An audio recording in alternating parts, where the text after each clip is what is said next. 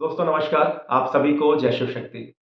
दोस्तों आज की इस वीडियो में मैं बात करूँगा हिंदू धर्म में मूर्ति पूजा के वैज्ञानिक रहस्य के बारे में। जो मूर्ति पूजन हिंदू धर्म में किया जाता है या हिंदुओं में जो मंदिर बनाने की, मंदिरों की जो स्थापना की गई, क्या ये महज़ एक परंपरा है? क्या ये कोई अंधविश्वास था? या फिर इसके पीछे कोई सोची-समझी एक गहरी आध्यात्मिक और वैज्ञानिक सोच थी? मंदिर के मूर्ति पूजा के कौन से वो साइंटिफिक पहलू हैं, जिसको आज हमें जानना बहुत ज़रूरी है। बहुत सारे लोग हमारी इस मूर्ति पूजा पद्धति का विरोध करते हैं। इनफैक्ट अगर हम किसी दूसरे धर्म की बात ना भी करें, तो हिंदू धर्म को मानने वाले भी बहुत सारे ऐसे लोग हैं, जो इस मूर्ति पूजा का विरोध करते हैं। और इस कारण से हमारे धर्म को बहुत ज़्यादा कई बारी क्रिटिसाइज़ किया जाता है। बहुत सारे ऐसे दूसरे रिलीजन के लोग हैं, जो कि निराकार रूप में ईश्वर की पूजा करते हैं और उनका ऐसा मानना है कि ईश्वर जो है उसको मूर्ति बना कर के पूजना, वो उसको सही नहीं मानते। तो आज हम इसी बारे में बात करेंगे और मैं आपको कुछ ऐसे साइंटिफिक आपके सामने ऐसे एक्सप्लेनेशंस रखूँगा, जिससे कि आपको समझ में आएगा कि जो हमारे पूर्वजों ने जो मूर्तियों का, यंत्रों का, मंदिरों का जो निर्माण किया, उसके पीछे क्या वैज्ञानिक सोच थी। दोस्तों अगर चैनल पे नए हैं और चैनल को सब्सक्राइब नहीं करा है, तो एक बार चैनल को सब्सक्राइब ज़रूर कर लीजिए। साथ ही में बेल आइकन भी दबा लेना, ताकि फ्यूचर में आने वाले वीडियोज़ के नोटिफ़िकेशन आपको मिलते रहेंगे। दोस्तों अब हम आगे बढ़ते हैं। दोस्तों देखिए, इंसान का जो मन है, वो हमेशा किसी न किसी साकार रूप में ही चीज़ों को विज़ुअलाइज़ करता है। यानी कि अगर मैं आपको इस दुनिया में, इस संसार में आप जितनी भी चीज़ें देख रहे हैं, चाहे वो नदी है, झरने हैं, पहाड़ हैं या फिर मानव ने जो चीज़ें निर्मित करी हैं, बड़ी-बड़ी बिल्डिंगें हैं, इंसान ने जितनी भी टेक्नोलॉजी अभी तक टेक्नोलॉजी का विस्तार किया है, ये सब चीज़ें कहीं न कहीं सबसे पहले इंसान ने अपने मन में उसकी एक छवि, उसका एक स्ट्रक्चर को प्लान किया, एक विज़ुअलाइज़ किया। उसके बाद उसका फ़िज़िकल मैनिफेस्टेशन आपको बाहर देखने को मिलता है। तो इससे एक बात तो क्लियर हो जाती है कि हमारे को हर चीज़ सबसे पहले हम एक विज़ुअल तरीके से हम चीज़ को देखना चाहते हैं। हमारे ऋषियों को ये बात पता थी कि कोई भी व्यक्ति निराकार यानी फ़ॉर्मलेस गॉड के ऊपर ध्यान आराम से केंद्रित नहीं कर पाएगा। उन्होंने इस प्रक्रिया को सरल करने के लिए मूर्तियों का निर्माण किया। अब देखिए इस संसार में 2 तरह के लोग हैं। एक जो कि निराकार ईश्वर को निराकार रूप में मानते हैं, यानी जिनका मत है कि ईश्वर फ़ॉर्मलेस है, उसकी कोई शेप नहीं है, उसका कोई रूप आकार नहीं है, कोई रंग नहीं है। और दूसरी तरफ एक लोग हैं जो कि साकारवादी ईश्वर को मानते हैं। उनका मानना है कि जैसे हमारा एक अस्तित्व है, वैसे ईश्वर भी एक शेप है, एक फ़ॉर्म है। तो इसी कारण कई बार बहुत लोगों में निराकार और साकारवादियों में आपस में इस बात को लेकर के बहुत ज़्यादा आर्ग्यूमेंट्स और क्रिटिसिज़्म भी देखने को मिलता है।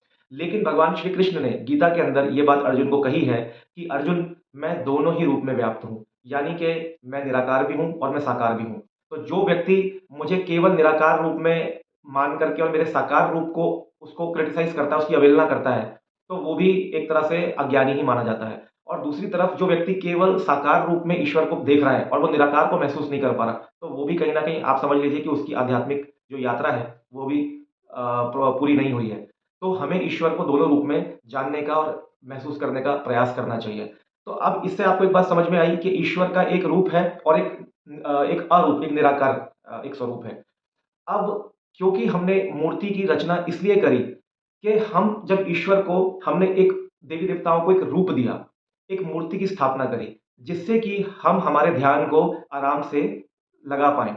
मूर्ति एक सिंबल है, जैसे आप किसी भी देश के झंडे को देखते हैं, मान लीजिए आज आप इंडिया में बैठ कर के, भारत में बैठ के अगर आप चाइना के झंडे को देखते हैं, तो चाइना का जो झंडा है, वो इमीडिएटली आपके दिमाग में चाइना की इमेज आने लगती है, क्योंकि जो झंडा है, वो चाइना का प्रतीक है। ऐसे ही अगर आप अमेरिका में बैठ के हमारे भारत का झंडा देखते हैं, तो भारत का जो नेशनल फ्लैग है, वो हमारे भारत की एक पहचान है, उसका एक प्रतीक है। तो इसी प्रकार से जो मूर्तियाँ हैं, वो ईश्वर की शक्ति का, ईश्वर के एहसास का एक प्रतीक मानी जाती हैं। अब दोस्तों, हिंदू धर्म में आप देखते हैं कि हम लोग वैदिक रीति-रिवाज से प्राण प्रतिष्ठा करते हैं। हर मूर्ति की प्राण प्रतिष्ठा का एक नियम होता है। वैदिक रिचुअल्स जैसे कि हम हवन करते हैं, मंत्र जाप करते हैं, ध्यान लगाते हैं और हम प्राण प्रतिष्ठा करते हैं। प्राण प्रतिष्ठा का मतलब क्या होता है? हमारे आसपास में ऐसी बहुत सारी सकारात्मक ऊर्जाएँ होती हैं, जो केवल हम अपनी नेकेड आई से हम उसको नहीं देख पाते, वो केवल महसूस ही की जा सकती हैं। अब देखिए, आप मान लीजिए कि एक इंसान है, मैं आपको दिखाई दे रहा हूँ। इसी तरह से कुत्ते, बिल्ली, शेर, चीता और भी बहुत सारी प्रजातियाँ आपको दिखाई दे रही हैं। नदी, झरने, पहाड़ सब आपको दिखाई दे रहे हैं। लेकिन क्या हवा आपको दिखाई दे रही है? लेकिन हवा आपको महसूस हो रही है। बहुत सारे इस संसार में ऐसे लिविंग ऑर्गेनिज़म्स होते हैं, ऐसे लिविंग सेल्स होते हैं, माइक्रो ऑर्गेनिज़म्स होते हैं, जो आपको इन आँखों से आपको नहीं दिखते। लेकिन उसके लिए जब आप माइक्रोस्कोप लगाते हैं, तो आपको वो नज़र आने लग जाते हैं। बट क्योंकि आपको वो दिखाई नहीं दे रहे, तो इसका मतलब ये तो नहीं है कि वो है नहीं। लेकिन उसके लिए माइक्रोस्कोप से जब आप देखते हैं उसको, माइक्रोस्कोप आपको वो प्रमाणित कर देता है। हो सकता है कि भविष्य में आने वाले टाइम में साइंस और कुछ ऐसे इंस्ट्रूमेंट्स को डेवलप कर दे कि और भी कुछ ऐसी सूक्ष्म तरंगों को हम पकड़ पाएँ और उसको हम फिज़िकली उस चीज़ को हम महसूस कर पाएँ, देख पाएँ और उसकी पुष्टि कर पाएँ। लेकिन हमारे ऋषि-मुनियों ने बहुत गहरी तपस्या और ध्यान साधना के बाद इस चीज़ को महसूस किया कि इस ब्रह्मांड में बहुत सारी सकारात्मक और नकारात्मक तरंगें हैं।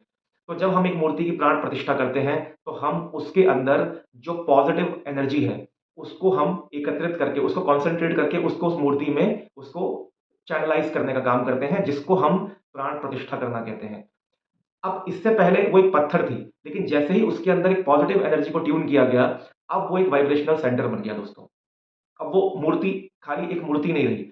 अब देखिए हमारे जितने भी आप मंदिर देखेंगे, तो मंदिरों में जो मूर्तियाँ हैं, वो ज़्यादातर अष्टधातु की बनी होती हैं।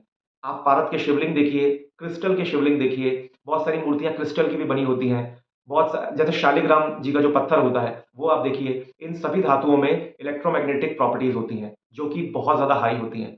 और जब आप इन मूर्तियों के पास बैठते हैं, तो ये आपके नर्वस सिस्टम और आपके ह्यूमन ऑरा को प्रभावित करती हैं। दोस्तों, हमारे चारों तरफ एक ऊर्जा का एक आवरण बना होता है जिसको हम आभा मंडल या कि ऑरा कहते हैं। आप बहुत सारी देवी-देवताओं की मूर्तियों के पीछे एक पीले कलर का प्रकाश भी देखते हैं। इसको हम आभा मंडल कहते हैं। तो जब आप इन अष्टधातु की मूर्तियों के पास या स्फटिक की या क्रिस्टल की शिवलिंग के पास, उनकी मूर्ति के पास जब आप बैठते हैं, तो ये आप इन धातुओं में से कुछ इस प्रकार की सकारात्मक तरंगें, वाइब्रेशंस निकलती हैं, जो आपके ह्यूमन ऑरा को प्रोटेक्शन देने का काम करती हैं। आपके अंदर एक सकारात्मक ऊर्जा का विस्तार करती हैं। अब इसके साथ आप देखिए कि बहुत लोगों के मत हैं, कोई कहता है कि 33 करोड़ देवी-देवता हैं, कोई कहता है कि 33 कोटि देवी-देवता हैं। अब इस बात में हम नहीं जाते, लेकिन आप ये देखिए कि जो हमारे पूर्वज थे, उन्होंने जो भी चीज़ आपको कुछ ना कुछ जिससे आपको प्राप्त हो रहा है, उसको ही देवता मान लिया। आप सोचिए कि अगर हवा ना हो, तो ये पेड़-पौधों से आपको वायु मिल रही है और अगर वायु ना हो, तो क्या आप अपने जीवन की कल्पना कर सकते हैं? नहीं कर सकते। इसी प्रकार से अगर अग्नि ना हो, तो क्या आप अपने जीवन की कल्पना कर सकते हैं? नहीं कर सकते।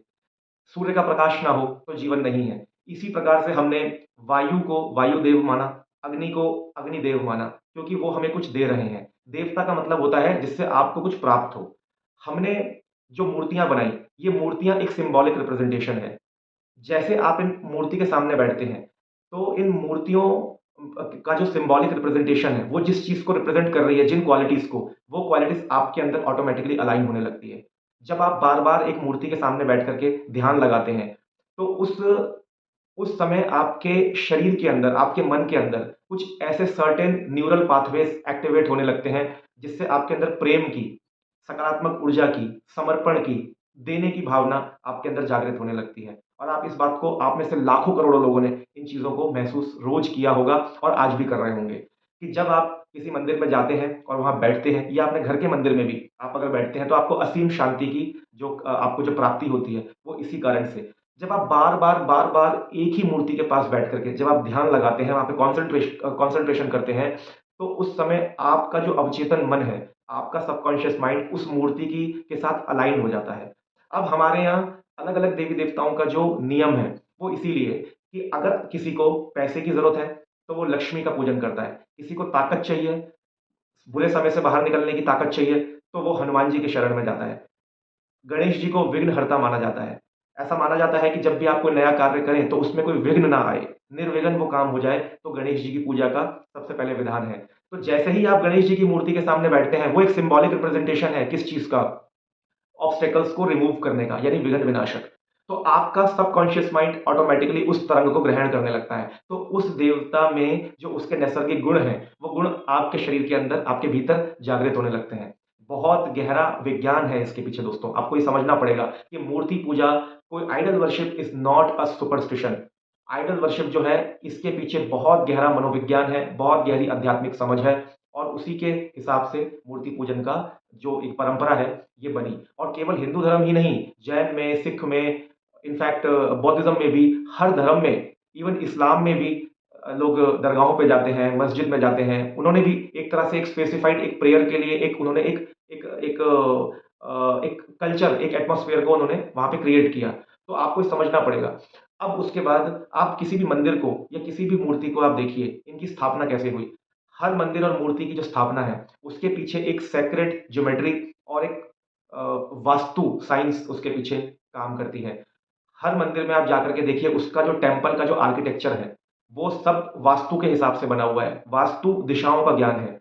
कौन से मंदिर में उस मंदिर का जो मुख्य द्वार है, वो किस दिशा की तरफ खुलेगा, देवी-देवता का स्थान किस तरफ होगा, उनका मुख किस तरफ होगा, उनकी आकृति किस तरह से होगी, ये सब एक सेक्रेड ज्योमेट्री का पार्ट है। इसके पीछे भी एक बहुत बड़ा लॉजिक और एक साइंस काम करता है।